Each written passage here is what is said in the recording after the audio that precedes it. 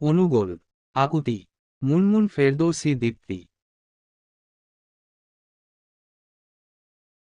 এখন গভীর রাত, সম্ভবত রাত 2:30। আমার হঠাৎ ঘুম ভেঙে গেল, খুব তেষ্টাও পেয়েছে। প্রতিদিন ভেবে রাখি শোবার ঘরে পানির জগ এনে রাখবো, বই পড়তে পড়তে কখন যে চোখ লেগে এসেছে টেরও পাইনি। উঠে খাবার ঘরের দিকে যাচ্ছি, আমার মা প্রতি রাতে খাবার টেবিলে এক জগ পানি রেখে দেন। আমি ঘুম ঘুম চোখে অনুমানে এগিয়ে যাচ্ছি। রাতে খাবার ঘরের বাতি নেভানো থাকে, তাই খাবার ঘরের সুইচ বোর্ডের দিকে যাচ্ছি। প্রথমে বাতি জ্বালানোর কাজটি করব আমার দাদার বানানো বাড়ি। পরবর্তীতে আমার বাবা এ বাড়ির কিছু কিছু জায়গায় আধুনিকতার ছোঁয়া দিয়েছেন।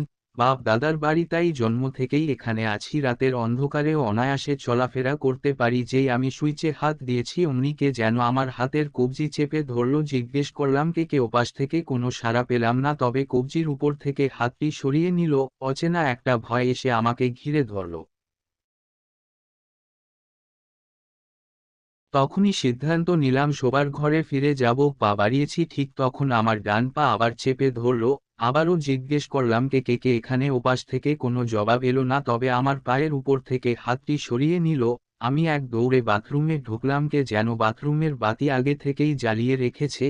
আমি বেসিনের কলটি ছেড়ে চোখে মুখে পানি দিচ্ছি। হঠাৎ তাকিয়ে দেখি কল থেকে রঙহীন পানি নয়, লাল বর্ণের রক্ত পড়ছে, আর আমার দুহাত রক্তে লাল বর্ণ ধারণ করেছে। বেসিনের উপরে যে আয়নাটি দেয়ালের শোভা বাড়ানোর জন্য আজ থেকে অনেক অনেক বছর আগে লাগানো হয়েছিল, সেখানে তাকানোর সাহস করতে পারলাম না। কিন্তু এগিয়ে কার কান্নার আওয়াজ শুনছি। খেয়াল করে দেখি এক রক্তবর্ণ লাল রেশমি চুড়ি পরা হাত বাথরুমের কোমর থেকে বেরিয়ে আমার দিকে এগিয়ে আসছে।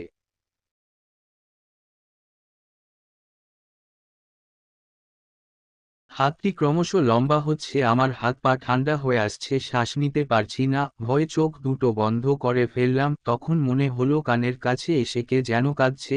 আমি চোখ বন্ধ করেই রাখলাম, তাকানোর সাহস নেই। হঠাৎ কান্নার আওয়াজ থেমে গেল। এবার এক অচেনা নারীকণ্ঠ আমার কানে ফিসফিস করে বলে উঠল, চোখ দুটো খোলো সাহস করে। আমি চোখ খুললাম। প্রথমেই বেসিনের উপরের আয়নাটার দিকে চোখ পড়ল। আমি বিশ্বাস করতে পারছি না, এগুলো কি দেখছি। আয়নায় এত মানুষ, নারী পুরুষ, এমনকি ছোট ছোট বাচ্চারাও রয়েছে। সবাই কাঁদছে। ছোট্ট একটা বাচ্চা কান্না থামিয়ে আমার দিকে তাকালো, তারপর সে আকুতি ভরা চোখে আমায় বলল, বাঁচাও, আমাদেরকে বাঁচাও, আমরা মরতে চাই না, আমরা পানিবন্দী অসহায় মানুষ। এই পানি আমাদের বাড়ি, বাড়ির উঠোন, উঠোনের পাশে গোয়ালঘর, তার পাশে মুরগির খোপ, একটু দূরে কলাগাছ, সবকিছু কেড়ে নিয়েছে।